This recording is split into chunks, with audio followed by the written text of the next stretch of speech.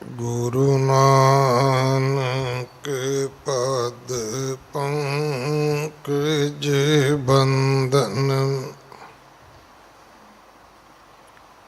पद पंकज बंदन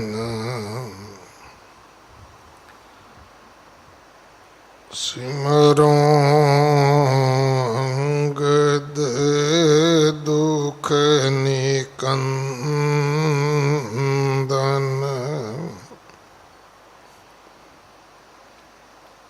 अमरदास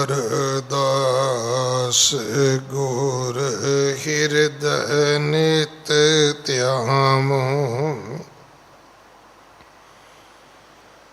हृदय नित त्यावो श्री गुरु रामदास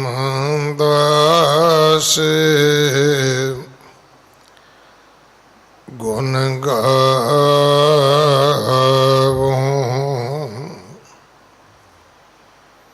गुरुवर जन विघ्नन के नाशक विघ्नन के नाशक हरे गोविंद शुभ मत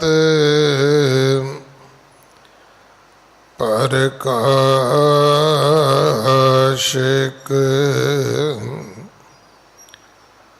गुरु हर राय नमो कर जोरी नमो कर जोरी गुरु हर कृष्ण मनावो बहोरी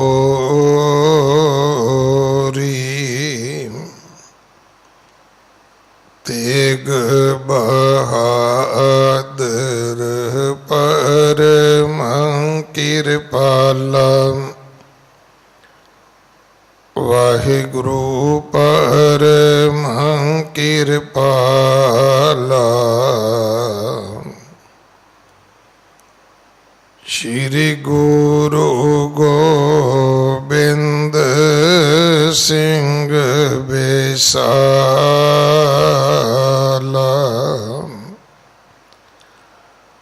तरों तरा पग पुन पुन सीसा पग पुन पुन सीसा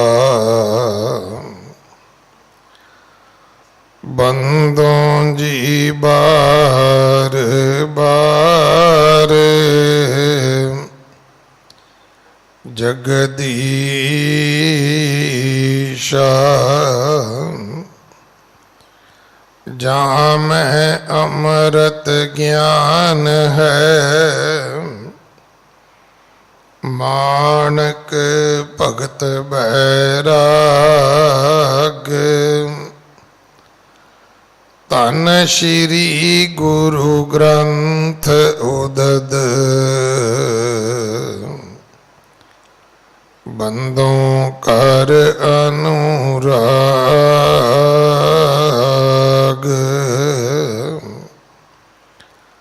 एकंकार सतगुरु जिह प्रसाद सच होए वाहिगुरु जी की फतेह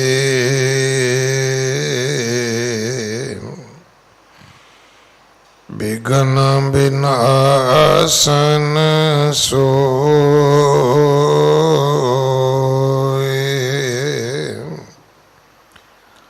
वाहिगुरु जी की फतेह।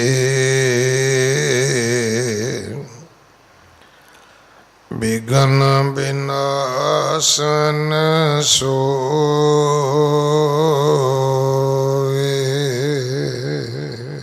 सहै शीस जम दंड विशाला, सदा फसे तृष्णा के जाला। काम क्रोध मद मान मलीने, निज स्वरूप लखे न मतहीने। वाहिगुरु जी का खालसा, वाहिगुरु जी की फतेह। गुरु दर ते हाजिर गुरु सवारे खालसा जी, आप जी वडभागे हो जो 8वें पातशाह बाला प्रीतम सतगुरु जिस डिठै सब दुख जाए, इन्हां अजमतां वडियाइयां दे मालक गुरु हरकृष्ण साहब महाराज जी दे पवित्र चरण छोह प्राप्त इतिहासक स्थान गुरुद्वारा बंगला साहब जी की यात्रा करदे हां। जुगो जुग अटल छतर चवर तखत दे मालक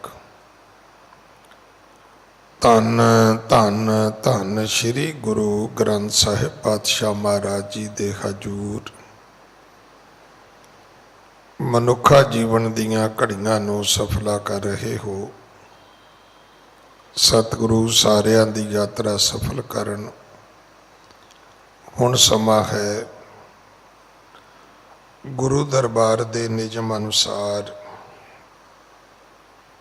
गुरु इतिहास दी चल रही लड़ीवार कथा दा अपनियां मन बिरतियां एकागर करो। रसना पवित्र कर दे एक बार, सारे उच्चारण करो जी सतनाम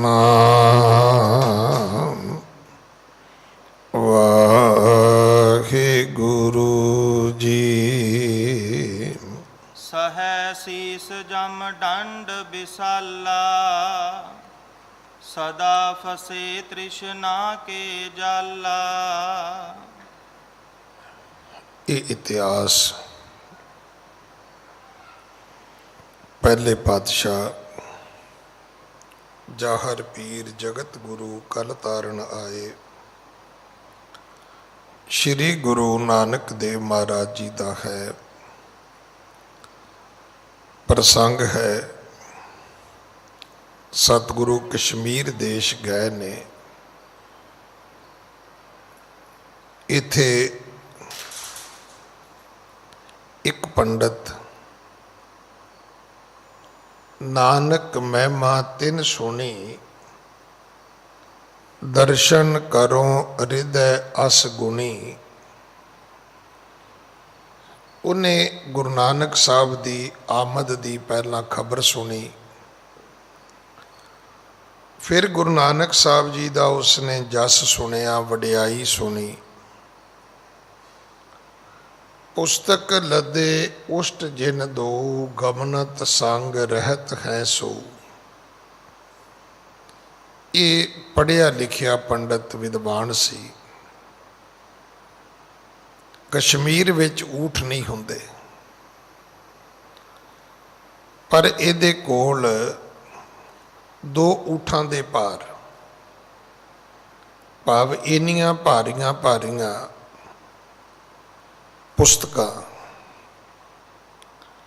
इन्ने भारे भारे इहदे कोल धर्म ग्रंथ सन कि मानो 2 ऊठ जिन्ना भार चुक सकते ने उन्ने भारे सन। हुण आप जी कहोगे भी ये किदां पता लगे?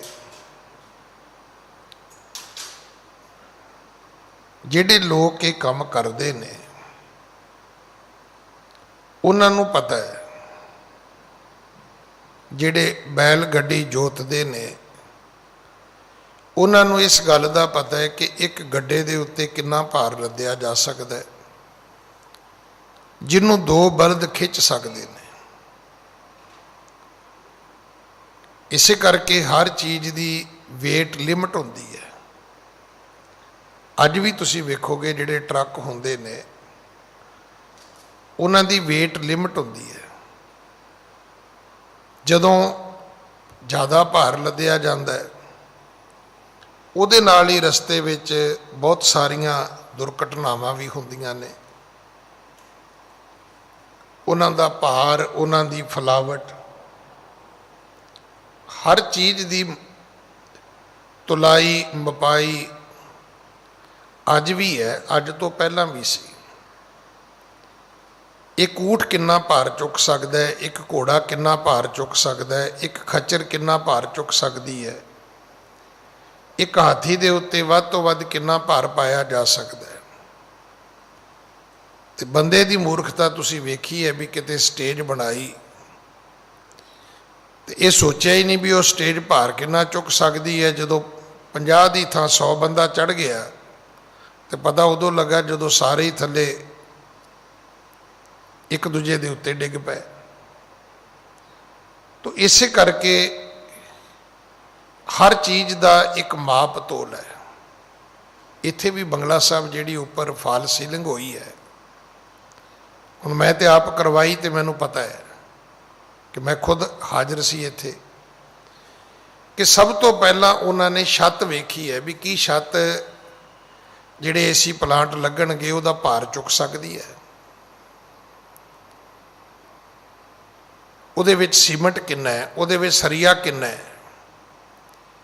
ਇਹ ਥੋੜਾ ਹੁੰਦਾ ਵੀ ਛੱਤ ਨਾਲ ਤੁਸੀਂ ਜੋ ਮਰਜ਼ੀ ਟੰਗ ਦਿਓ ਤੇ ਛੱਤ ਵੀ ਥੱਲੇ ਆ ਜਾਏਗੀ। ਤਾਂ ਇਹ ਇੱਕ ਪੁਰਾਣਾ ਮਾਪ ਤੋਲ ਹੈ ਕਿ ਇਸ ਪੰਡਤ ਦੇ ਕੋਲ ਦੋ ਊਠਾਂ ਦੇ ਚੁੱਕੇ ਜਾਣ ਵਾਲੇ ਭਾਰ ਦੇ ਤੋਲ, ਇਹਦੇ ਕੋਲ ਧਰਮ ਗ੍ਰੰਥ ਸਨ,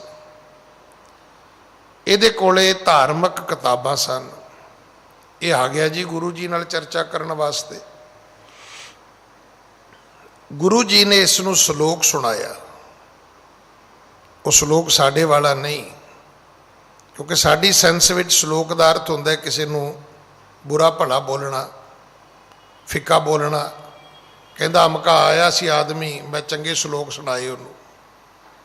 ਸਾਡੀ ਸੈਂਸ ਦੇ ਵਿੱਚ ਭੈੜੇ ਭੱਦੇ ਸ਼ਬਦ ਬੋਲਣੇ ਸ਼ਲੋਕ ਨੇ। ਤੇ ਧੰਨ ਸ਼੍ਰੀ ਗੁਰੂ ਗ੍ਰੰਥ ਸਾਹਿਬ ਮਹਾਰਾਜ ਦੇ ਵਿੱਚ ਸ਼ਲੋਕ ਦਾ ਅਰਥ ਹੈ ਜਿਹੜੀ ਸਾਹਿਤ ਦੀ ਦੁਨੀਆ ਹੈ, ਕਾਵਿ ਦੀ ਦੁਨੀਆ ਹੈ, ਉਹਦਾ ਇੱਕ ਅੰਗ। ਕਿਉਂਕਿ ਗੁਰਬਾਣੀ ਸ਼ਲੋਕਾਂ ਵਿੱਚ ਵੀ ਹੈ, ਪੌੜੀਆਂ ਵਿੱਚ ਵੀ ਹੈ, ਚੌਪਦੇ ਵੀ ਨੇ, ਦੋ ਪਦੇ ਵੀ ਨੇ, ਅਸ਼ਟਪਦੀਆਂ ਵੀ ਨੇ, ਸ਼ੰਤ ਵੀ ਨੇ, ਕਵਿਤ ਵੀ ਨੇ, ਸਵਈਏ ਵੀ ਨੇ। ਤੋ ਇਹ ਇੱਕ ਸ਼ਲੋਕ ਹੈ ਜਿਹੜਾ ਅੱਜ ਵੀ ਆਸਾ ਕੀ ਵਾਰ ਦੀ ਬਾਣੀ ਵਿੱਚ ਦਰਜ ਹੈ। ਪੜ ਪੜ ਗੱਡੀ ਲੱਦੀਆਂ, ਪੜ ਪੜ ਭਰੀਆਂ ਸਾਥ, ਪੜ ਪੜ ਬੇੜੀ ਪਾਈਆਂ, ਪੜ ਪੜ ਗੱਡੀਆਂ ਖਾਤ, ਪੜੀਆਂ ਜੇਤੇ ਬਰਸ ਬਰਸ, ਪੜੀਆਂ ਜੇਤੇ ਮਾਸ, ਪੜੀਆਂ ਜੇਤੀ ਆਰਜਾ, ਪੜੀਆਂ ਜੇਤੇ ਸਾਸ। ਨਾਨਕ ਲੇਖੈ ਇੱਕ ਗੱਲ, ਹੋਰ ਹਉਮੈ ਚਖਣਾ ਝਾਕ। ਹੁਣ ਪੰਡਤ ਜਿਹੜਾ ਸੀ ਉਹਦੇ ਇਹ ਗੱਲ ਸਿਰ ਤੋਂ ਲੰਘ ਗਈ। ਇੱਥੇ ਅੱਜ ਦੀ ਕਥਾ ਆਰੰਭ ਹੈ। ਹਾਂਜੀ, ਸੁਣ ਪੰਡਤ। ਸਹੈ ਸੀਸ ਜਮ ਡੰਡ ਬਿਸਾਲਾ। ਸੁਣ ਪੰਡਤ। ਸੁਨ ਪੰਡਤ ਬਿਨ ਸਤਿਗੁਰੂ ਮਾਰਗ ਹਾਥ ਨ ਆਏ। ਸਤਿਗੁਰੂ ਜੀ ਕਹਿਣ ਲੱਗੇ ਪੰਡਤ ਸੁਣ, ਤੂੰ ਜਿੰਨੀਆਂ ਮਰਜ਼ੀ ਕਿਤਾਬਾਂ ਪੜ੍ਹ ਲੈ, ਜਿੰਨੇ ਮਰਜ਼ੀ ਤੂੰ ਧਰਮ ਗ੍ਰੰਥ ਪੜ੍ਹ ਲੈ, ਇਹਦੇ ਨਾਲ ਕੀ ਫਰਕ ਪੈਂਦਾ ਹੈ?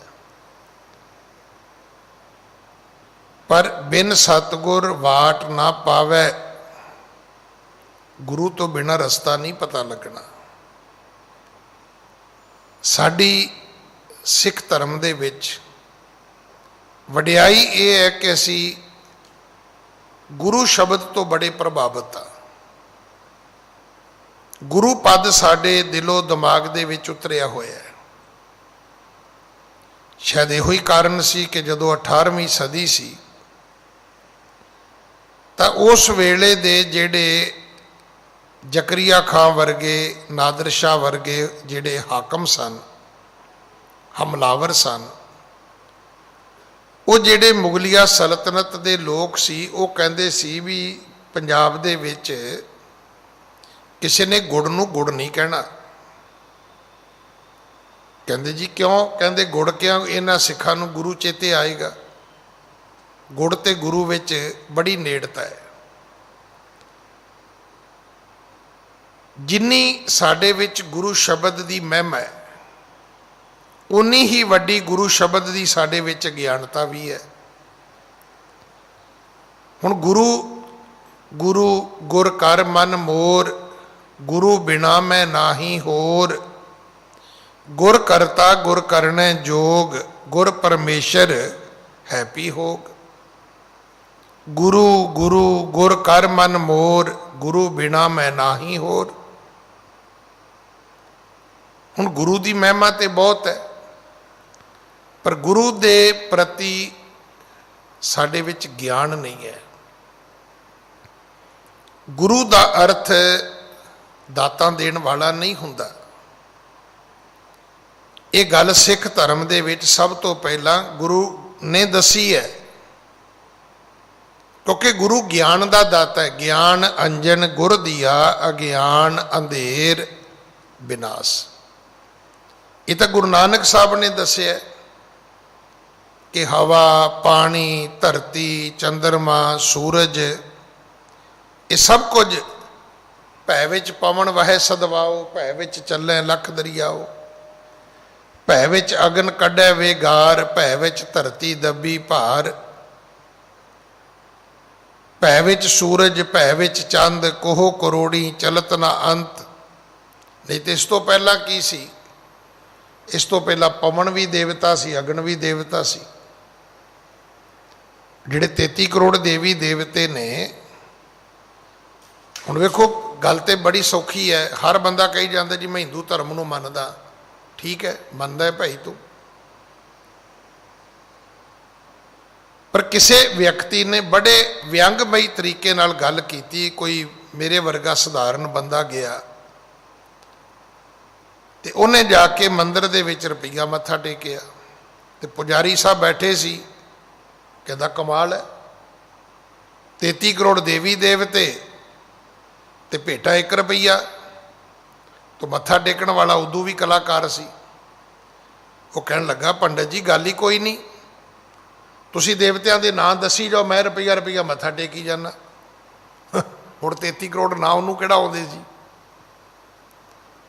ਜਿਹੜੇ 33 ਕਰੋੜ ਨਾਮ ਨੇ ਉਹ ਕਿਸੇ ਨੂੰ ਵੀ ਨਹੀਂ ਆਉਂਦੇ। ਹੁਣ ਪੰਡਤ ਜੀ ਨੂੰ ਨਾ ਉੱਪਰ ਨੂੰ ਜਗ੍ਹਾ ਲੱਭੇ ਨਾ ਥੱਲੇ ਨੂੰ ਜਗ੍ਹਾ ਲੱਭੇ, ਵੀ ਜਾਵਾਂ ਕਿੱਧਰ ਨੂੰ ਮੈਂ। ਉਹ ਕਹਿੰਦਾ ਪੰਡਤ ਜੀ ਗੱਲ ਹੀ ਕੋਈ ਨਹੀਂ, ਤੁਸੀਂ ਦੇਵਤਿਆਂ ਦੇ ਨਾਂ ਦੱਸੀ ਜਾਓ, ਮੈਂ ਰੁਪਈਆ ਮੱਥਾ ਟੇਕੀ ਜਾਂਦਾ।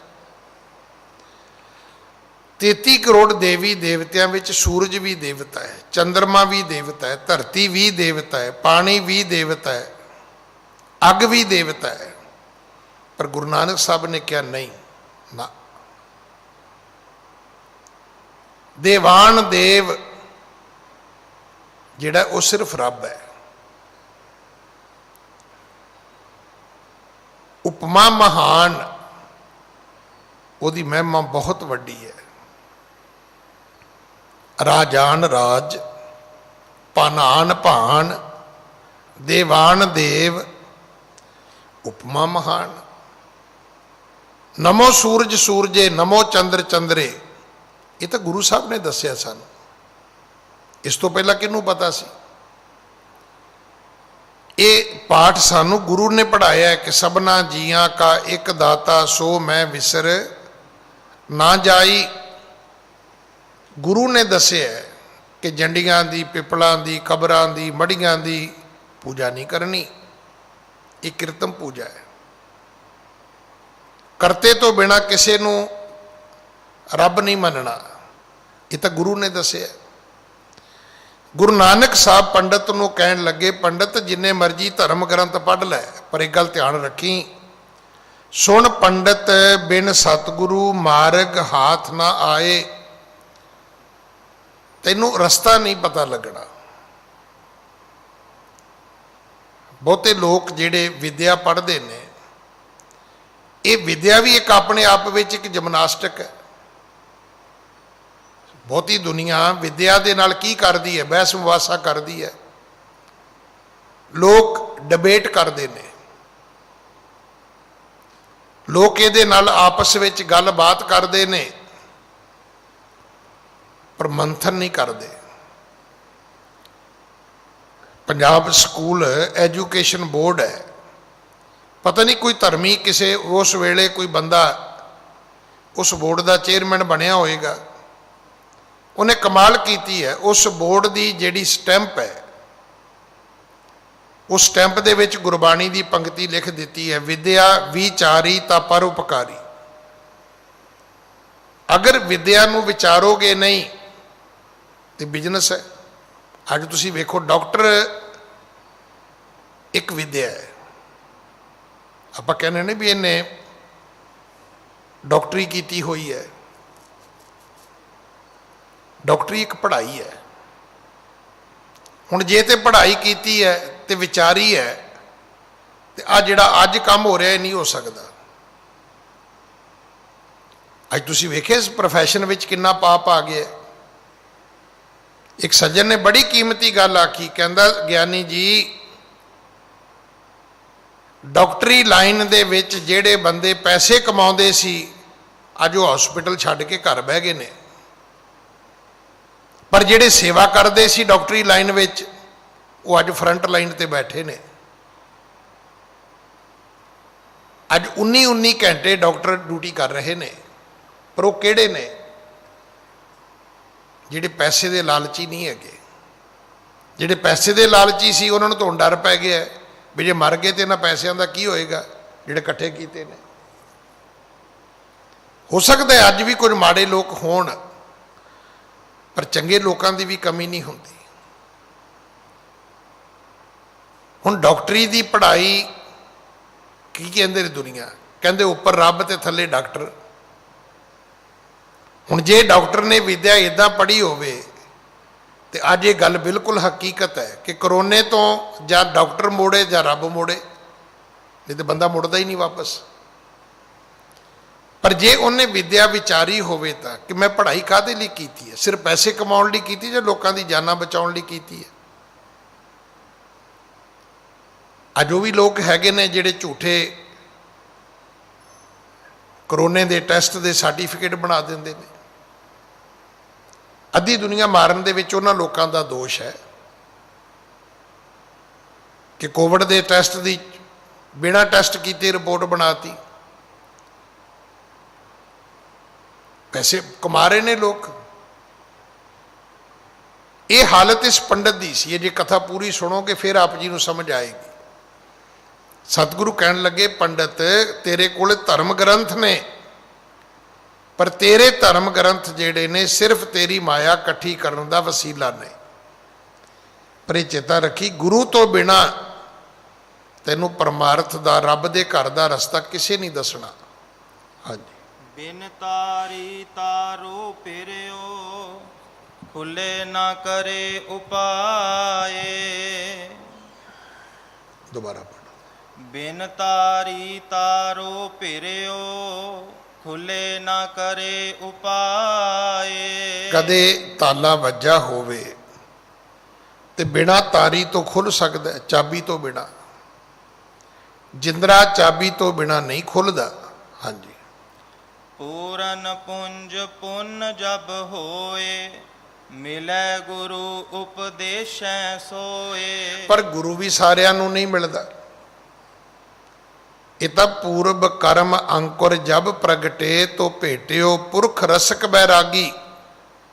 ਜਿਵੇਂ ਅਸੀਂ ਕਹਿੰਦੇ ਨਾ, ਮੇਰੀ ਗੁੱਡ ਲੱਕ ਹੈ ਜੀ, ਮੇਰੀ ਚੰਗੀ ਕਿਸਮਤ ਜੀ, ਮੈਨੂੰ ਰਿਸ਼ਤਾ ਬੜਾ ਵਧੀਆ ਮਿਲ ਗਿਆ ਜੀ, ਮੈਨੂੰ ਪਲਾਟ ਬੜਾ ਵਧੀਆ ਮਿਲ ਗਿਆ ਜੀ, ਮੈਨੂੰ ਘਰ ਬੜਾ ਵਧੀਆ ਮਿਲ ਗਿਆ ਜੀ, ਮੈਨੂੰ ਜੋਬ ਬੜੀ ਵਧੀਆ ਮਿਲ ਗਈ ਜੀ, ਜੇ ਇਹ ਚੀਜ਼ਾਂ ਗੁੱਡ ਲੱਕ ਹੋਣ ਕਰਕੇ ਮਿਲਦੀਆਂ ਨੇ ਤੇ ਗੁਰੂ ਵੀ ਬੈਡ ਲੱਕ ਵਿੱਚ ਨਹੀਂ ਜੇ ਮਿਲਦਾ। ਇਹ ਵੀ ਜਦੋਂ ਪੂਰਬ ਕਰਮ ਅੰਕੁਰ ਜਬ ਪ੍ਰਗਟੇ ਤੋ ਭੇਟਿਓ ਪੁਰਖ ਰਸਕ ਬੈਰਾਗੀ। ਪੂਰਬਲੇ ਜਨਮਾਂ ਦੇ ਕਰਮਾਂ ਦਾ ਜਦੋਂ ਪੁੰਨ ਫਲ ਉਗੇਗਾ ਤਾਂ ਗੁਰੂ ਮਿਲੇਗਾ। ਕਿ ਲੋਕਾਂ ਨੂੰ ਪਤਾ ਨਹੀਂ ਵੀ ਗੁਰੂ ਗ੍ਰੰਥ ਸਾਹਿਬ ਗੁਰੂ ਹੈ ਤੇ ਕਿਉਂ ਨਹੀਂ ਲੋਕ ਮੰਨਦੇ? ਐਵੇਂ ਲੋਕ ਭਟਕਦੇ ਨੇ ਪਖੰਡੀਆਂ ਦੇ ਡੇਰਿਆਂ ਤੇ, ਗੁਰੂ ਗ੍ਰੰਥ ਜਿਹਾ ਗੁਰੂ ਕਿਹੜਾ ਏ ਜਹਾਨ ਤੇ। ਜਦੋਂ ਅਸੀਂ ਬੱਚਿਆਂ ਦੀਆਂ ਕਲਾਸਾਂ ਲਾਉਂਦੇ ਹੁੰਦੇ ਸੀ ਨਾ, ਇੱਦਾਂ ਦੀਆਂ ਕਵਿਤਾ ਪੜ੍ਹਾਈ ਦੀਆਂ ਸੀ ਛੋਟੇ ਛੋਟੇ ਬੱਚਿਆਂ ਨੂੰ, ਤਾਂ ਕਿ ਉਹਨਾਂ ਨੂੰ ਗੱਲ ਸਮਝ ਆ ਸਕੇ ਕਿ ਗੁਰੂ ਗ੍ਰੰਥ ਵਰਗਾ ਗੁਰੂ ਦੁਨੀਆ ਤੇ ਹੋਰ ਕੋਈ ਨਹੀਂ ਹੈਗਾ। ਪਰ ਸਾਰਿਆਂ ਦਾ ਗੁਰੂ ਅੱਜ ਵੀ ਨਹੀਂ ਹੈਗਾ। ਬੜੇ ਲੋਕ ਨੇ ਮੱਥਾ ਟੇਕ ਕੇ ਚਲੇ ਜਾਂਦੇ ਨੇ, ਗੁਰਦੁਆਰੇ 'ਚ ਫਿਰ ਤੁਰ ਕੇ ਚਲੇ ਜਾਂਦੇ ਨੇ। ਗੁਰੂ ਗ੍ਰੰਥ ਗੁਰੂ ਬਣੇਗਾ ਜਦੋਂ ਪੁੰਨ ਕਰਮ ਇਕੱਠੇ ਹੋਣਗੇ, ਤਾਂ ਬਹੁਤ ਵੱਡੀ ਖੁਸ਼ਕਿਸਮਤੀ ਹੋਏਗੀ ਤੇ ਤਾਂ ਜਾ ਕੇ ਅਸੀਂ ਗੁਰੂ ਵਾਲੇ ਬਣਾਂਗੇ, ਤਾਂ ਜਾ ਕੇ ਅਸੀਂ ਗੁਰੂ ਧਾਰਨ ਕਰਾਂਗੇ। ਹਾਂਜੀ। ਸਾਰਾ ਸਾਰ ਲਖਾਵੈ ਜਬੈ ਗ੍ਰਹਿਣ ਤਿਆਗਨੋ ਜਾਣੈ ਤਬੈ। ਫਿਰ ਪਤਾ ਲੱਗੇਗਾ ਸੱਚ ਕੀ ਹੈ, ਝੂਠ ਕੀ ਹੈ, ਫੜਨਾ ਕੀ ਹੈ, ਛੱਡਣਾ ਕੀ ਹੈ। ਹੁਣ ਤੇ ਸਾਨੂੰ ਇਹ ਨਹੀਂ ਪਤਾ ਖਾਣਾ ਕੀ ਹੈ ਤੇ ਖਾਣਾ ਕੀ ਨਹੀਂ ਹੈ, ਪਹਿਨਣਾ ਕੀ ਹੈ ਤੇ ਕੀ ਨਹੀਂ ਪਹਿਨਣਾ, ਕਿਹੜੀ ਚੀਜ਼ ਧਾਰਨ ਕਰਨੀ ਹੈ, ਕਿਹੜੀ ਚੀਜ਼ ਛੱਡਣੀ। ਮੈਂ ਤਾਂ ਕੱਲ ਵੀ ਬੇਨਤੀ ਕੀਤੀ ਸੀ, ਲੋਕ ਛੱਡਦੇ ਕੀ ਨੇ? ਮੈਂ ਚਾਹ ਛੱਡਤੀ ਹੈ ਜੀ, ਗੰਢੇ ਛੱਡਤੇ ਨੇ ਜੀ, ਲਸਣ ਛੱਡ ਦਿੱਤਾ ਹੈ ਜੀ। ਵੀ ਛੱਡਣਾ ਤੇ ਝੂਠ ਛੱਡ, ਛੱਡਣੀ ਤੇ ਨਿੰਦਿਆ ਚੁਗਲੀ ਛੱਡ, ਵੇਖ ਜੀਵਨ ਬਦਲਦਾ ਕਿ ਨਹੀਂ ਬਦਲਦਾ। ਛੱਡਣਾ ਤੇ ਕਾਮ ਕ੍ਰੋਧ ਛੱਡ। ਜੇ ਛੱਡਣ ਤੇ ਹੀ ਆਇਆ ਹੈ ਤੇ ਫਿਰ ਭਾਈ ਤਿਆਗਣ ਨੀਕਾ, ਕਾਮ ਕ੍ਰੋਧ ਲੋਭ ਮੋਹ, ਇਹ ਚੀਜ਼ਾਂ ਛੱਡਣ ਵਾਲੀਆਂ ਨੇ। ਬਾਕੀ ਤੇ ਖਾਣਾ ਪੀਣਾ ਪਵਿੱਤਰ ਹੈ, ਬਾਕੀ ਚੀਜ਼ਾਂ ਖਾਣ ਵਿੱਚ ਪਰਮਾਤਮਾ ਨੇ ਕਦੇ ਨਹੀਂ ਕਿਹਾ ਕਿ ਅਪਵਿੱਤਰ ਹੈ। ਅਪਵਿੱਤਰ ਕੁਛ ਨਹੀਂ ਹੈ, ਇਹ ਪਵਿੱਤਰ ਹੈ। ਫਰਕ ਇੰਨਾ ਹੀ ਹੈ ਵੀ ਤੁਹਾਡੇ ਖਾਣ ਦਾ ਨਜ਼ਰੀਆ ਕੀ ਹੈ। ਹੁਣ ਆਪਾਂ ਸਾਰਾ ਦਿਨ ਹੀ ਹੱਥ ਸੈਨੇਟਾਈਜ਼ ਕਰੀ ਜਾਂਦੇ, ਕੀ ਹੈ? ਨਿਰੀ ਅਲਕੋਹਲ ਹੈ। ਪਰ ਜੇ ਉਹਦਾ ਕਿਸੇ ਨੂੰ ਕਹੀ ਜਾਈਏ ਵੀ ਤੂੰ ਸ਼ਰਾਬ ਕੈਰੀ ਕਰ, ਤੁਸੀਂ ਕਰ ਸਕਦੇ ਹੋ। ਧਰਮ ਦੇ ਵਿੱਚ ਕਿਤੇ ਵੀ ਪ੍ਰਵਾਨ ਨਹੀਂ ਹੈਗੀ। ਪਰ ਡਾਕਟਰੀ ਲਾਈਨ ਦੇ ਵਿੱਚ ਸਪਿਰਿਟ ਕੀ ਹੈ? ਸਾਰੀ ਅਲਕੋਹਲ ਹੀ ਹੈ। ਪਰ ਕਿਸੇ ਦੀ ਜਾਨ ਬਚਾਉਣ ਵਾਸਤੇ, ਆਪਣੀ ਜਾਨ ਬਚਾਉਣ ਵਾਸਤੇ ਤੁਸੀਂ ਐਜ ਏ ਮੈਡੀਸਨ ਤੁਸੀਂ ਉਹਦੀ ਵਰਤੋਂ ਕਰਦੇ ਹੋ ਤੇ ਠੀਕ ਹੈ, ਤੇ ਜੇ ਉਹਦਾ ਨਸ਼ਾ ਬਣਾ ਲਓ ਤੁਸੀਂ ਤੇ ਪਾਪ ਹੋ ਗਿਆ। ਸਤਿਗੁਰੂ ਪਿਤਾ ਮਹਾਰਾਜ ਕਹਿਣ ਲੱਗੇ ਗੁਰੂ ਮਿਲੇਗਾ ਤੇ ਪਤਾ ਲੱਗੇਗਾ ਤਿਆਗਣਾ ਕੀ ਹੈ ਤੇ ਗ੍ਰਹਿਣ ਕੀ ਕਰਨਾ ਹੈ, ਸੱਚ ਕੀ ਹੈ ਤੇ ਝੂਠ ਕੀ ਹੈ। ਹਾਂਜੀ। ਮਿਟੈ ਪਰਮ ਚਿਤ ਸ਼ਾਂਤੀ ਪਾਏ ਅਨਕ ਕਲਪਨਾ ਹਿਰਦੈ ਨ ਸਾਏ। ਭਰਮ ਮਿਟ ਜਾਣਗੇ, ਸ਼ਾਂਤੀ ਆ ਜਾਏਗੀ, ਕਲਪਨਾਵਾਂ ਜੀਵਨ ਵਿੱਚੋਂ ਚਲੀਆਂ ਜਾਣਗੀਆਂ। ਹਾਂਜੀ। ਬਹਿਰ ਬਖਪਰ ਦ੍ਰਿਸ਼ਟ ਨਾ ਧਾਰੈ ਅੰਤਰ ਮੁਖੀ ਬ੍ਰਿਤ ਕੋ ਪਾਰੈ। ਫਿਰ ਕੀ ਹੋਏਗਾ? ਬਾਹਰ ਵੇਖ, ਬਾਹਰ ਭੇਖ ਨਹੀਂ ਕਰੋਗੇ ਤੁਸੀਂ। ਐਵੇਂ ਝੂਠੇ ਕੱਪੜੇ ਬਾਹਰੋਂ ਪਾ ਕੇ ਲੋਕਾਂ ਨੂੰ ਇਹ ਨਹੀਂ ਕਹੋਗੇ ਮੈਂ ਧਾਰਮਿਕ ਹਾਂ। ਪਰ ਦ੍ਰਿਸ਼ਟ ਨਾ ਧਾਰੈ, ਪਰਾਇਆਂ ਦੇ ਉੱਪਰ ਧਿਆਨ ਰੱਖਣਾ। ਸਾਡਾ ਬਹੁਤਾ ਸਮਾਂ ਇਸੇ ਗੱਲ ਤੇ ਲੰਘੀ ਜਾਂਦਾ ਹੈ। ਸਾਨੂੰ ਸਭ ਪਤਾ ਕੌਣ ਕੀ ਕਰਦਾ ਹੈ, ਪਰ ਸਾਨੂੰ ਇਹ ਨਹੀਂ ਪਤਾ ਅਸੀਂ ਕੀ ਕਰਦੇ ਹਾਂ। ਸਾਡੇ ਬਜ਼ੁਰਗ ਇਹਨੂੰ ਬੜਾ ਸੋਹਣੀ ਉਹਨਾਂ ਦੀ ਇਹਦੀ ਵਿਆਖਿਆ ਹੈ। ਉਹ ਕਹਿੰਦੇ ਪੁੱਤਰ ਆਪਣੀ ਪੀੜ੍ਹੀ ਥੱਲੇ ਸੋਟੀ ਮਾਰ, ਐਵੇਂ ਲੋਕਾਂ ਦੀਆਂ ਮੰਜੀਆਂ ਤੇ ਸੋਟੀ ਮਾਰਨ ਦਾ ਕੀ ਫਾਇਦਾ। ਫਰੀਦਾ ਜੇ ਤੂੰ ਅਕਲ ਲਤੀਫ ਕਾਲੇ ਲਿਖ ਨਾ ਲੇਖ, ਆਪਨੜੇ ਗਰੀਵਾਨ ਮੈਂ ਸਿਰ ਨੀਵਾ ਕਰ ਦੇਖ। ਸਾਡਾ ਧਿਆਨ ਦੂਸਰਿਆਂ ਵਾਲੇ ਪਾਸੇ ਹੈ। ਇੱਥੇ ਜਦੋਂ ਅਸੀਂ ਆਵਾਂਗੇ ਤਾਂ ਵਹਿਰ ਵੇਖ ਪਰ ਦ੍ਰਿਸ਼ਟ ਨਾ ਧਾਰੈ ਅੰਤਰ ਮੁਖੀ ਬ੍ਰਿਤ ਕੋ ਪਾਰੈ। ਗੁਰੂ ਮਿਲੇਗਾ ਤੇ ਧਿਆਨ ਤੁਹਾਡਾ ਅੰਤਰਮੁਖੀ ਜਾਏਗਾ। ਫਿਰ ਸਵਾਲ ਹੀ ਨਹੀਂ ਕੋਈ ਕੀ ਕਰਦਾ ਹੈ, ਸਵਾਲ ਤੇ ਵੀ ਮੈਂ ਕੀ ਕਰਦਾ। ਅੱਜ ਸਾਡਾ ਸਾਰਾ ਜ਼ੋਰ ਇਸੇ ਗੱਲ ਤੇ ਲੱਗਿਆ ਵੀ ਦੂਜਾ ਕੀ ਕਰਦਾ ਹੈ, ਦੂਜੇ ਦੇ ਕਰਨਾ ਤੈਨੂੰ ਕੀ ਫਰਕ ਪਏਗਾ। ਵੇਖੋ ਨਾ, ਦੂਜੇ ਦਾ ਬੱਚਾ ਪੜ੍ਹੇ ਤੇ ਕੀ ਤੈਨੂੰ ਤਨਖਾਹ ਦੇਗਾ। ਚਲੋ ਮੰਨ ਲਓ ਦੂਜੇ ਦਾ ਬੱਚਾ ਸ਼ਰਾਬ ਪੀਏ ਤੇ ਕੀ ਉਹ ਤੇਰੇ ਬੈਂਕ ਦੇ ਵਿੱਚੋਂ ਪੀਏਗਾ, ਤੇਰੇ ਅਕਾਊਂਟ 'ਚੋਂ ਪੀਏਗਾ, ਤੈਨੂੰ ਉਹਦੇ ਨਾਲ ਕੀ ਫਰਕ ਪੈਣਾ। ਲੋੜ ਸੀ ਆਪਣੇ ਦਾ ਧਿਆਨ ਰੱਖਣ ਦੀ, ਪਰ ਇਹ ਕੌਣ ਰੋਕੇਗਾ, ਕੌਣ ਸਮਝਾਏਗਾ, ਕੌਣ।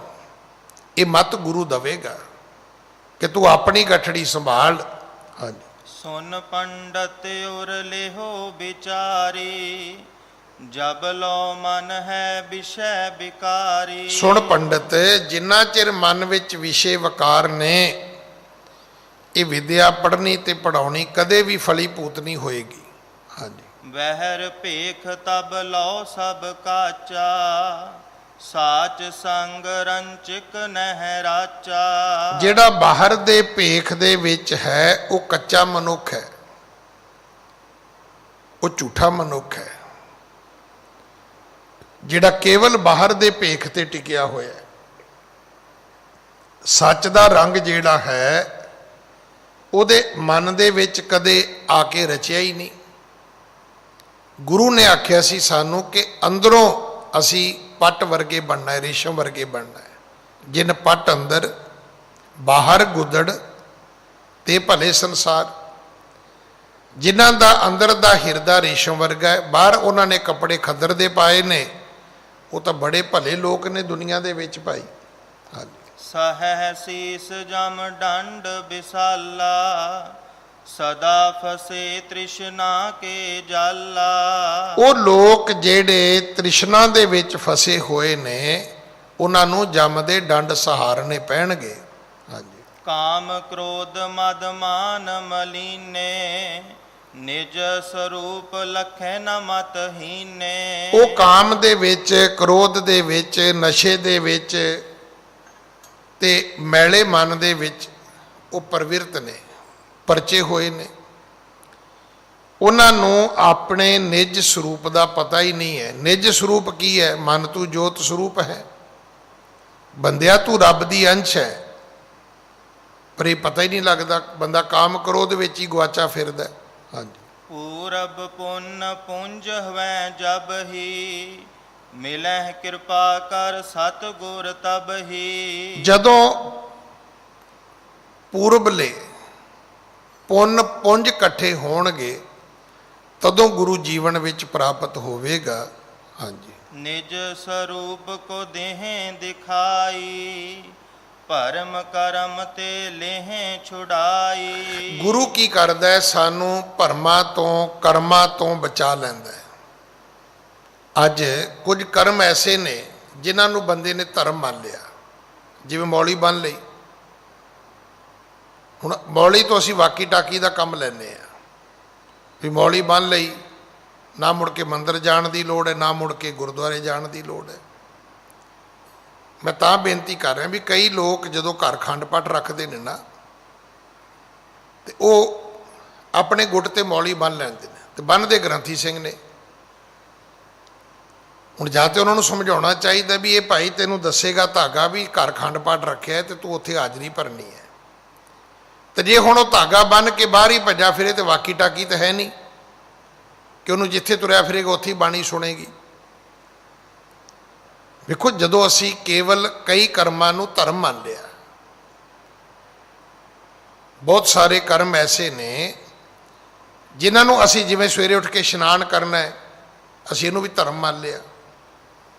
ਇਸ਼ਨਾਨ ਤੇ ਵੈਸੇ ਹੀ ਸਿਹਤ ਵਾਸਤੇ ਕਰਨਾ ਚਾਹੀਦਾ। ਔਰ ਇੱਕ ਸਤਿਗੁਰੂ ਨੇ ਬਾਣੀ 'ਚ ਲਿਖਿਆ, ਦਰਜ ਕੀਤਾ ਹੈ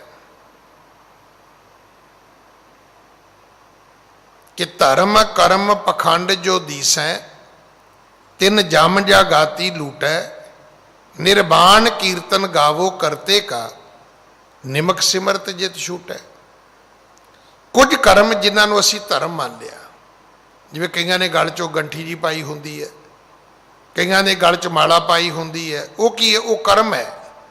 ਸਵੇਰੇ ਜਦੋਂ ਤਿਆਰ ਹੋਇਆ, ਬਾਕੀ ਕੱਪੜੇ ਪਾਏ, ਉਦੋਂ ਮਾਲਾ ਵੀ ਗਲ 'ਚ ਪਾ ਲਈ। ਵੀ ਗਲ 'ਚ ਮਾਲਾ ਪਾਈ ਕੀ ਕਰੂਗੀ?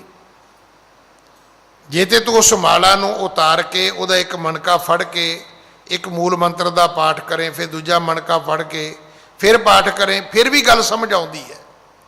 ਹਾਲਾਂਕਿ ਗਿਣਤੀ ਮਿਣਤੀ ਦਾ ਪਾਠ ਸਾਨੂੰ ਗੁਰੂ ਨੇ ਦੱਸਿਆ ਨਹੀਂ ਹੈ, ਪਰ ਚਲੋ ਫਿਰ ਵੀ ਗਿਣਤੀ ਕਰਕੇ ਸੀ ਬੰਦਾ ਕਰਦਾ ਤੇ ਪਾਠ ਹੀ ਹੈ ਨਾ, ਤੇ ਕਰੇ ਤਾਂ ਸਹੀ। ਤੇ ਜੇ ਉਹਨੇ ਇੱਕ ਆਪਣਾ ਉਹ ਡਰੈਸ ਕੋਡ ਹੀ ਬਣਾ ਲਿਆ, ਅੱਜ ਬੜੇ ਸਾਰੇ ਲੋਕ ਨੇ ਜਿਹੜੇ ਕਈ ਚੀਜ਼ਾਂ ਨੂੰ ਸਿਰਫ ਆਪਣਾ ਇੱਕ ਫੈਸ਼ਨ ਸਮਝ ਲੈਂਦੇ ਨੇ।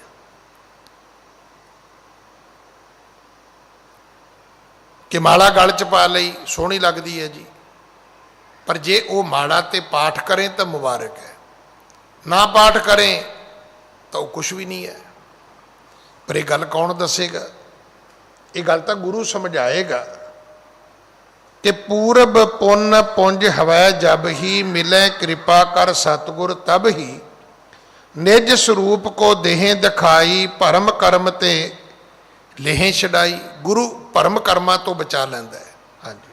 ਹੰਤਾ ਤਿਆਗ ਸਰਬ ਦੁਖ ਹਰਹੀ ਪਰਾ ਲਭਦ ਸੋ ਪੁੰਚਨ ਕਰਹੀ। ਫਿਰ ਮਨੁੱਖ ਹੰਕਾਰ ਦਾ ਤਿਆਗ ਕਰਦਾ, ਫਿਰ ਮਨੁੱਖ ਨੂੰ ਸੁਖ ਪ੍ਰਾਪਤ ਹੁੰਦੇ ਨੇ, ਆਪਣੇ ਦੁੱਖ ਬੰਦਾ ਮਿਟਾਉਂਦਾ ਹੈ।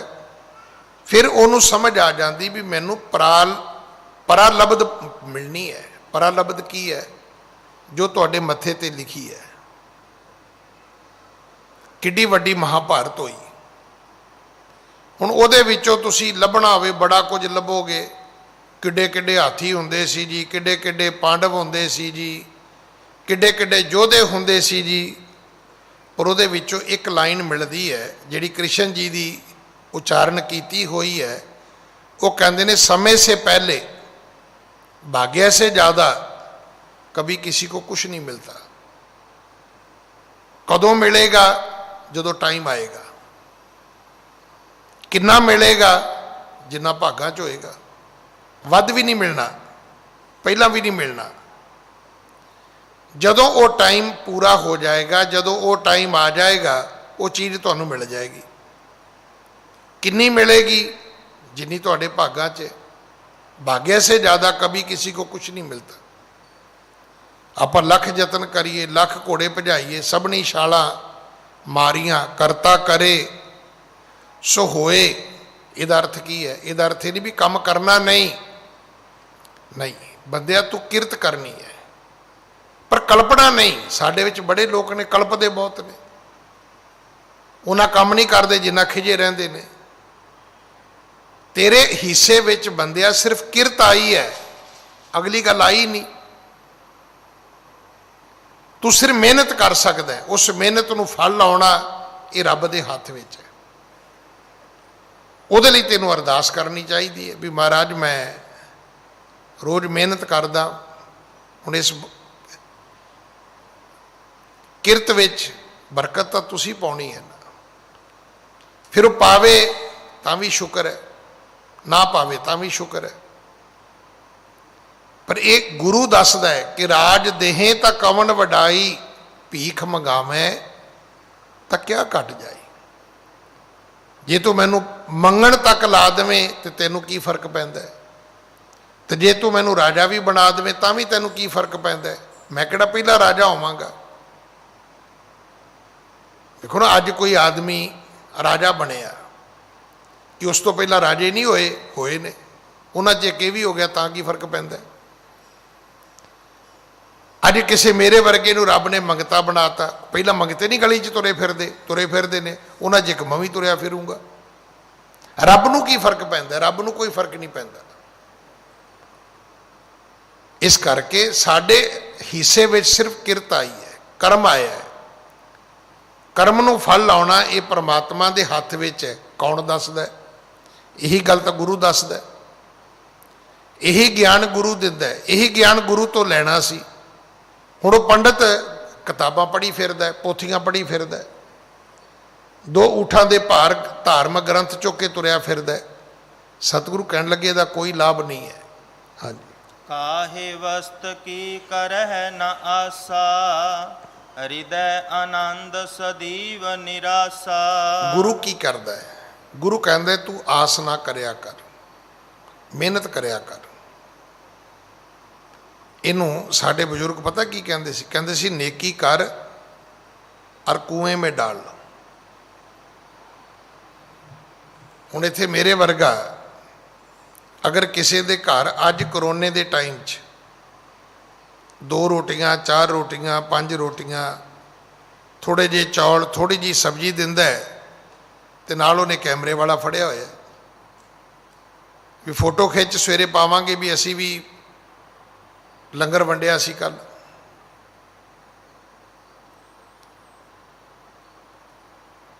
ਪਰ ਧਰਮ ਕੀ ਕਹਿੰਦਾ ਹੈ? ਧਰਮ ਕਹਿੰਦਾ ਨੇਕੀ ਕਰ ਕੂਏ ਮੈਂ ਡਾਲ। ਕੌਣ ਵੇਖਦਾ ਹੈ? ਰੱਬ ਵੇਖਦਾ। ਜਿਹੜਾ ਜਪਜੀ ਸਾਹਿਬ ਦਾ ਪਾਠ ਹੈ ਉਹਦਾ ਅਰਥ ਹੀ ਇਹ ਚੰਗਿਆਈਆਂ ਬੁਰਿਆਈਆਂ ਵਾਚੇ ਧਰਮ ਹਦੂਰ। ਜੇ ਰੱਬ ਨੂੰ ਸਾਡੀਆਂ ਬੁਰਾਈਆਂ ਦਾ ਪਤਾ ਹੈ ਤੇ ਕੀ ਉਹਨੂੰ ਚੰਗਿਆਈਆਂ ਦਾ ਨਹੀਂ ਪਤਾ? ਦੇਖੋ ਅੱਜ ਤੱਕ ਕੋਈ ਬੰਦਾ ਹੈ ਜਿਹਨੇ ਬੁਰਾਈ ਸ਼ਰੇਆਮ ਕੀਤੀ ਹੋਵੇ? ਬੁਰਾਈ ਹਮੇਸ਼ਾ ਹੀ ਆਦਮੀ ਲੁਕੋ ਕੇ ਕਰਦਾ ਹੈ ਤੇ ਦੁਨੀਆ ਨੂੰ ਵੀ ਪਤਾ ਲੱਗ ਜਾਂਦੀ, ਰੱਬ ਨੂੰ ਵੀ ਪਤਾ ਲੱਗ ਜਾਂਦੀ ਹੈ। ਜੇ ਬੁਰਾਈ ਰੱਬ ਨੂੰ ਪਤਾ ਲੱਗਦੀ ਹੈ ਤੇ ਆਪਾਂ ਇਹ ਕਿਵੇਂ ਸੋਚ ਲਿਆ ਵੀ ਅੱਛਾਈ ਰੱਬ ਨੂੰ ਨਹੀਂ ਪਤਾ ਲੱਗਦੀ? ਕਿ ਰੱਬ ਨੂੰ ਚੰਗਾ ਦਿਸਦਾ ਹੀ ਨਹੀਂ, ਸਿਰ ਮਾੜਾ ਹੀ ਦਿਸਦਾ ਹੈ। ਇਹ ਸਾਡਾ ਸੁਭਾਅ ਸੀ, ਸਿਰ ਮਾੜਾ ਹੀ ਵੇਖਦੇ ਹਾਂ ਅਸੀਂ। ਹਰ ਬੰਦੇ ਦੇ ਔਗਣ ਹੀ ਵੇਖਦੇ, ਗੁਣ ਨਹੀਂ ਵੇਖਦੇ। ਰੱਬ ਗੁਣ ਵੀ ਵੇਖਦਾ, ਸਭ ਉਹਦੇ ਧਿਆਨ ਵਿੱਚ ਹੈ। ਉਸ ਪ੍ਰਭੂ ਪਰਮਾਤਮਾ ਦੇ ਚਿੱਤੈ ਅੰਦਰ ਸਭ ਕੋ, ਸਭ ਉਹਦੇ ਧਿਆਨ ਵਿੱਚ ਹੈ, ਕੋਈ ਉਹਦੇ ਧਿਆਨ ਤੋਂ ਬਾਹਰ ਨਹੀਂ ਹੈ। ਹਾਂਜੀ। ਇਉ ਸੁਨ ਪੰਡਤ ਬੰਧਨ ਕੀਨੀ, ਹਿਰਦੈ ਦ્વੈਤ ਮਤ ਰਹਿ ਗਈ ਭੀਨੀ। ਇੰਨੇ ਬਚਨ ਸੁਣ ਕੇ ਪੰਡਤ ਨੇ ਮੱਥਾ ਟੇਕ ਦਿੱਤਾ। ਅੰਦਰ ਉਹਦੇ ਦ્વੈਤ ਸੀ। ਦ્વੈਤ ਕੀ ਹੈ? ਕਿ ਮੈਂ ਪੜ੍ਹਿਆ ਲਿਖਿਆ, ਤੈਨੂੰ ਕੀ ਆਉਂਦਾ? ਇਹ ਬੜਾ ਵੱਡਾ ਪਾਪ ਹੈ। ਆਪਣੇ ਆਪ ਨੂੰ ਪੜ੍ਹੇ ਲਿਖੇ ਸਮਝਣਾ ਗੁਰਬਾਣੀ 'ਚ ਦਰਜ ਹੈ। ਆਪਸ ਕੋ ਦੀਰਘ ਕਰ ਮਾਨੈ ਔਰਨ ਕੋ ਲਗ ਮਾਤ। ਆਪਣੇ ਆਪ ਨੂੰ ਸਮਝਣਾ ਵੀ ਮੈਂ ਤੇ ਊੜਾ ਐੜਾ ਈੜੀ ਸੱਸਾ ਹਾਹਾ ਤੇ ਲੋਕੀ ਲਗਾ ਮਾਤਰਾ, ਲਾਵਾਂ ਦਲਾਵਾਂ ਔਂਕੜ ਦਲੈਂਕੜ ਬਿੰਦੀਆਂ ਟਿੱਪੀਆਂ ਸਿਹਾਰੀਆਂ ਬਿਹਾਰੀਆਂ। ਲੋਕਾਂ ਨੂੰ ਸਿਹਾਰੀਆਂ ਬਿਹਾਰੀਆਂ ਸਮਝਣਾ, ਆਪਣੇ ਆਪ ਨੂੰ ਊੜਾ ਐੜਾ ਸਮਝਣਾ, ਆਪਣੇ ਆਪ ਨੂੰ ਵੱਡਾ ਸਮਝਣਾ, ਦੂਜਿਆਂ ਨੂੰ ਐਵੇਂ ਹੀ ਸਮਝਣਾ। ਇਹ ਆਮ ਬੰਦੇ ਦਾ ਸੁਭਾਅ। ਇਹ ਪੰਡਤ ਦਾ ਵੀ ਸੁਭਾਅ ਹੀ ਸੀਗਾ ਵੀ ਮੈਨੂੰ ਤੇ ਆਉਂਦਾ, ਤੁਹਾਨੂੰ ਕੀ ਆਉਂਦਾ? ਪਰ ਗੁਰੂ ਜੀ ਦੇ ਇੰਨੇ ਬਚਨ ਸੁਣਨ ਤੋਂ ਬਾਅਦ ਫਿਰ ਗੁਰੂ ਜੀ ਦੇ ਚਰਨਾਂ ਤੇ ਢਹਿ ਪਿਆ। ਜਿਹੜੀ ਅੰਦਰ ਦਵੈਤ ਸੀ ਉਹ ਭਰੀ ਦੀ ਭਰੀ ਰਹਿ ਗਈ, ਬੋਲਣ ਜੋਗਾ ਹੀ ਨਹੀਂ ਰਿਹਾ। ਹਾਂਜੀ। ਅੰਤਰ ਜਾਮੀ ਜਾਨੀ ਉਰ ਕੀ, ਅਸ ਕੋ ਤਾਬ ਸਹੈ ਸਤਿਗੁਰ ਕੀ। ਕਵੀ ਜੀ ਕਹਿੰਦੇ ਕੌਣ ਹੈ ਜਿਹੜਾ ਮੇਰੇ ਗੁਰੂ ਦੀ ਤਾਬ ਸਹਾਰ ਸਕਦਾ ਹੈ? ਤਾਕਤ। ਗੁਰੂ ਪਿਤਾ ਜੀ ਨੇ ਉਸ ਪੰਡਤ ਦੇ ਅੰਦਰ ਜੋ ਕੁਝ ਭਰਿਆ ਸੀ ਉੱਥੇ ਹੀ ਰੋਕ ਦਿੱਤਾ। ਐਸੀ ਜਦੋਂ ਗੁਰੂ ਦੀ ਕਿਰਪਾ ਹੋਈ ਹੈ। ਹਾਂਜੀ। ਕਹਿਓ ਬਚਨ ਪੰਡਿਤ ਕਿਤ ਜਾਵੋ, ਆਪਨੋ ਗੁਰੂ ਕਰੋ ਜਿਤ ਪਾਵੋ। ਸਤਿਗੁਰੂ ਕਹਿਣ ਲੱਗੇ ਪੰਡਤ ਜੀ ਹੁਣ ਉਠੋ ਤੇ ਅੱਜ ਤੋਂ ਬਾਅਦ ਇਹ ਵਿਦਿਆ ਪੜ੍ਹਨ ਪੜ੍ਹਾਉਣ ਤੋਂ ਪਹਿਲਾਂ ਗੁਰੂ ਧਾਰਨ ਕਰੋ, ਜਾ ਕੇ ਜਿੱਥੋਂ ਮਰਜ਼ੀ ਕਰ ਲਓ। ਵੇਖੋ ਐਸੀ ਇਹਨੂੰ ਕੀ ਆਪਾਂ ਕਹਿੰਦੇ ਹਾਂ, ਅੱਜ ਖੁੱਲੀ ਆਪਸ਼ਨ ਕੌਣ ਦਿੰਦਾ? ਅੱਜ ਮੈਂ ਕਹਾਂਗਾ ਨਹੀਂ ਜੀ ਮੇਰਾ ਹੀ ਗੁਰੂ ਧਾਰਨ ਕਰੋ ਜੀ, ਮੇਰੇ ਹੀ ਬਾਣੀ ਪੜ੍ਹੋ ਜੀ, ਜਿਵੇਂ ਮੈਂ ਕਹਿੰਦਾ ਉਵੇਂ ਹੀ ਸੇਵਾ ਕਰੋ ਜੀ। ਸਤਿਗੁਰੂ ਨਹੀਂ ਸੀ ਕਹਿੰਦੇ। ਸਤਿਗੁਰੂ ਕਹਿੰਦੇ ਹੁਣ ਜਾ, ਤੈਨੂੰ ਦੱਸ ਦਿੱਤਾ ਵੀ ਗੁਰੂ ਤੋਂ ਬਿਨਾਂ ਤੈਨੂੰ ਰਸਤਾ ਨਹੀਂ ਪਤਾ ਲੱਗਣਾ, ਤੇ ਜਾ ਜਿੱਥੋਂ ਤੇਰਾ ਮਨ ਕਰਦਾ ਜਾ ਕੇ ਭਾਈ ਤੂੰ ਗੁਰੂ ਧਾਰਨ ਕਰ ਲੈ। ਹਾਂਜੀ। ਸੁਨੋ ਸੰਤ ਅਬ ਕਿਹ ਠਾਂ ਜਾਈ, ਗੁਰੂ ਕਰੋ ਤੁਮ ਦੇਹੋ ਬਤਾਈ। ਹੁਣ ਪੜ੍ਹਿਆ ਲਿਖਿਆ ਸੀ, ਗੁਰੂ ਦੀ ਕਿਰਪਾ ਹੋ ਗਈ, ਇੰਨੀ ਗੱਲ ਉਹਨੂੰ ਜ਼ਰੂਰ ਸਮਝ ਆ ਗਈ। ਕਹਿਣ ਲੱਗਾ ਮਹਾਰਾਜ ਤੁਸੀਂ ਦੱਸ ਦਿਓ ਵੀ ਕਿਹੜੇ ਪਾਸੇ ਜਾਵਾਂ ਤੇ ਕਿਹਨੂੰ ਗੁਰੂ ਧਾਰਨ ਕਰਾਂ। ਜਿੱਥੇ ਇੰਨੀਆਂ ਗੱਲਾਂ ਦੱਸੀਆਂ ਨੇ ਜਿੱਥੇ ਇੰਨਾ ਗਿਆਨ ਦਿੱਤਾ ਥੋੜਾ ਜਿਹਾ ਹੋਰ ਦੇ ਦਿਓ ਵੀ ਮੈਂ ਜਾਵਾਂ ਕਿਹੜੀ ਦਿਸ਼ਾ ਵਿੱਚ, ਪੂਰਬ 'ਚ ਜਾਵਾਂ, ਪੱਛਮ ਵਿੱਚ ਜਾਵਾਂ, ਉੱਤਰ ਜਾਵਾਂ, ਦੱਖਣ ਜਾਵਾਂ, ਤੇ ਕੌਣ ਹੈ ਮੈਂ, ਕਿਹਨੂੰ ਗੁਰੂ ਧਾਰਨ ਕਰਾਂ, ਥੋੜਾ ਜਿਹਾ ਮੈਨੂੰ ਉਪਦੇਸ਼ ਦਿਓ। ਹਾਂਜੀ। ਸੁਨ ਪੁਨ ਬੋਲੇ ਕਿਰਪਾ ਨਿਧਾਨਾ, ਇਤ ਦਿਸ਼ ਜਾਹੋ ਵੱਡੀ ਉਦਿਆਨਾ। ਸਤਿਗੁਰੂ ਕਹਿਣ ਲੱਗੇ ਜਿੱਧਰ ਵੱਡਾ ਜੰਗਲ ਹੈ ਨਾ ਤੂੰ ਉਧਰ ਜਾ, ਜਿਸ ਪਾਸੇ ਇਸ ਨਗਰੀ ਤੋਂ ਬਹੁਤਾ ਜੰਗਲ ਹੈ ਉਸ ਦਿਸ਼ਾ ਵੱਲ ਤੂੰ ਜਾਣਾ ਹੈ। ਹਾਂਜੀ। ਬੈਠੇ ਸੰਤ ਚਾਰ ਤੇ ਥਾਈ, ਤਿਨ ਪੁੱਛੋ ਜੋ ਦੇਹ ਬਤਾਈ। ਸਤਿਗੁਰੂ ਕਹਿੰਦੇ ਤੂੰ ਤੁਰਿਆ ਜਾਵੀਂ, ਅੱਗੇ 4 ਸੰਤ ਮਿਲਣਗੇ ਤੈਨੂੰ ਜੰਗਲ ਵਿੱਚ, ਉਹਨਾਂ ਨੂੰ ਪੁੱਛ ਲਵੀਂ, ਉਹ ਤੈਨੂੰ ਸਹੀ ਰਸਤੇ ਪਾ ਦੇਣਗੇ। ਹਾਂਜੀ। ਤਬ ਪੰਡਤ ਗਮਨਿਓ ਤਿਸ ਪਾਸਾ, ਦੇਖੇ ਜਾਏ ਸੰਤ ਸੁਖ ਰਾਸਾ। ਪੰਡਤ ਉਸੇ ਰਸਤੇ ਤੇ ਗਿਆ ਔਰ ਉਹੀ ਸਭ ਕੁਝ ਵਾਪਰਿਆ। ਜੰਗਲ ਵਿੱਚ ਤੁਰਿਆ ਜਾਂਦੇ ਅੱਗੇ 4 ਸੰਤ ਉਹਨੂੰ ਰਸਤੇ ਵਿੱਚ ਮਿਲੇ ਨੇ। ਹਾਂਜੀ। ਕਹੀ ਹਕੀਕਤ ਬੰਧਨ ਕਰ ਕੈ, ਦੁਬਦਾ ਰਹਿਓ ਹਿਰਦੇ ਮਹਿ ਭਰ ਕੈ। ਇਹਨੇ ਜਾ ਕੇ ਉਹਨਾਂ 4 ਸੰਤਾਂ ਨੂੰ ਮੱਥਾ ਟੇਕਿਆ, ਬੰਦਨਾ ਕੀਤੀ, ਦੁਬਦਾ ਰਹਿਓ ਹਿਰਦੇ ਮਹਿ ਭਰ ਕੇ। ਕਹਿਣ ਲੱਗਾ ਜੀ ਮੇਰੇ ਅੰਦਰ ਬਹੁਤ ਵੱਡੀ ਦੁਬਦਾ ਹੈ, ਇਸ ਵੇਲੇ ਮੈਂ ਕੋਈ ਫੈਸਲਾ ਕਰ ਹੀ ਨਹੀਂ ਪਾ ਰਿਹਾ। ਦੁਬਦਾ ਕੀ ਹੁੰਦੀ ਹੈ? ਜਦੋਂ ਤੁਸੀਂ ਕੋਈ ਡਿਸੀਜਨ ਨਹੀਂ ਲੈਂਦੇ, ਇਹ ਦੁਬਦਾ ਹੈ। ਮੈਂ ਇੱਧਰ ਜਾਵਾਂ, ਇਹ ਕਰਾਂ, ਇਹ ਨਾ ਕਰਾਂ, ਇਹ ਦੁਬਦਾ ਹੈ। ਹਾਂਜੀ। ਬੋਲੇ ਸੰਤ ਜਾਨ ਤੇ ਹੇਤਾ, ਤਬ ਗੁਰ ਆਗੇ ਬੀਚ ਨਿਕੇਤਾ। ਉਹ ਸੰਤ ਕਹਿਣ ਲੱਗੇ ਵੀ ਤੂੰ ਗੁਰੂ ਧਾਰਨ ਕਰਨਾ ਹੈ? ਕਹਿਣ ਲੱਗਾ ਹਾਂਜੀ। ਕਹਿਣ ਲੱਗੇ ਇੱਧਰ ਹੀ ਹੋਰ ਅੱਗੇ ਤੁਰਿਆ ਜਾ, ਅੱਗੇ ਜਾਵੇਂਗਾ ਤੇ ਇੱਕ ਘਰ ਆਏਗਾ, ਉਹ ਘਰ ਜਿਹੜਾ ਇਹਨੋਂ ਤੇਰੇ ਗੁਰੂ ਦਾ ਘਰ ਹੈ, ਉਸ ਘਰ ਵਿੱਚ ਜਿਹੜਾ ਰਹਿੰਦਾ ਹੋਏਗਾ ਤੂੰ ਉਹਨੂੰ ਗੁਰੂ ਧਾਰਨ ਕਰ ਲਵੀਂ। ਹਾਂਜੀ। ਨਿਸ ਦਿਨ ਜਾ ਮਹਿ ਰਹਿ ਹਿਤ ਧਾਰੀ, ਕਰੋ ਗੁਰੂ ਤੇ ਜਾਏ ਅਗਾਰੀ। ਉਸ ਘਰ ਵਿੱਚ ਜਿਹੜਾ ਗੁਰੂ ਰਹਿੰਦਾ ਹੈ ਉਹ ਬੜੇ ਹਿੱਤ ਨਾਲ ਰਹਿੰਦਾ ਹੈ, ਉਹਨੂੰ ਉਸ ਘਰ ਨਾਲ ਬੜਾ ਹੀ ਲਗਾਓ ਹੈ, ਉੱਥੇ ਹੀ ਰਹਿੰਦਾ, ਉਹ ਕਿਤੇ ਨਹੀਂ ਆਉਂਦਾ ਜਾਂਦਾ। ਇਹ ਵੀ ਨਹੀਂ ਵੀ ਤੂੰ ਜਾਏਗਾ ਤੂੰ ਮਿਲੇਗਾ ਨਹੀਂ, ਤੇ ਉਹਨੂੰ ਤੂੰ ਆਪਣੇ ਜੀਵਨ ਵਿੱਚ ਗੁਰੂ ਧਾਰਨ ਕਰ। ਹਾਂਜੀ। ਸੁਨ ਪੰਡਤ ਆਗੈ ਜਬ ਗਇਓ, ਇਕ ਮੰਦਰ ਤਬ ਦੇਖਤ ਭਇਓ। ਪੰਡਤ ਅੱਗੇ ਗਿਆ, ਅੱਗੇ ਉਹ ਘਰ ਵੀ ਆ ਗਿਆ। ਜਦੋਂ ਉਹਨੇ ਉਸ ਘਰ ਦੇ ਵਿੱਚ ਪ੍ਰਵੇਸ਼ ਕੀਤਾ, ਹਾਂਜੀ, ਤੇਹ ਮਹਿ ਦੇਖੀ ਸੁੰਦਰ ਨਾਰੀ, ਭੂਖਨ ਕੇਰ ਸ਼ਿੰਗਾਰ ਸ਼ਿੰਗਾਰੀ। ਉਹਨੇ ਉੱਥੇ ਜਾ ਕੇ ਕੀ ਵੇਖਿਆ? ਉੱਥੇ ਬੰਦਾ ਹੀ ਕੋਈ ਨਹੀਂ, ਉੱਥੇ ਇੱਕ ਇਸਤਰੀ ਹੈ। ਇਸਤਰੀ ਬੜੀ ਸੁੰਦਰ ਹੈ। ਇਸਤਰੀ ਜਿੰਨੀ ਸੁੰਦਰ ਹੈ ਉਹਦੇ ਤੋਂ ਸੁੰਦਰ ਉਹਦਾ ਹਾਰ ਸ਼ਿੰਗਾਰ ਹੈ। ਕੱਪੜੇ ਉਦੋਂ ਮਹਿੰਗੇ ਪਾਏ ਨੇ, ਗਹਿਣੇ ਉਹਨੇ ਉਸ ਤੋਂ ਮਹਿੰਗੇ ਪਾਏ ਨੇ। ਹਾਂਜੀ। ਵਸਤਰ ਕਸੁੰਬੀ ਪਹਿਰੇ ਸਾਰੇ, ਖਿਲਤ ਇਕੇਲੀ ਆਨੰਦ ਮਝਾਰੇ। ਕੁਸੁੰਬਾ ਰੰਗ ਇਹ ਉਹਦੇ ਕੱਪੜੇ ਨੇ, ਤੇ ਆਪਣੇ ਆਪ ਦੇ ਵਿੱਚ ਉਹ ਬੜੀ ਮਸਤ ਹੈ, ਕੱਲੀ ਖੇਡੀ ਜਾਂਦੀ ਹੈ। ਉਸ ਘਰ ਵਿੱਚ ਹੋਰ ਕੋਈ ਜੀ ਨਹੀਂ ਹੈ। ਕਸੁੰਬੇ ਉਹਨੇ ਕੱਪੜੇ ਪਾਏ ਨੇ, ਹਾਰ ਸ਼ਿੰਗਾਰ ਉਹਨੇ ਰੱਜ ਕੇ ਕੀਤਾ ਹੈ, ਤੇ ਆਪਣੀਆਂ ਖੇਡਾਂ ਦੇ ਵਿੱਚ ਉਹ ਮਸਤ ਹੈ।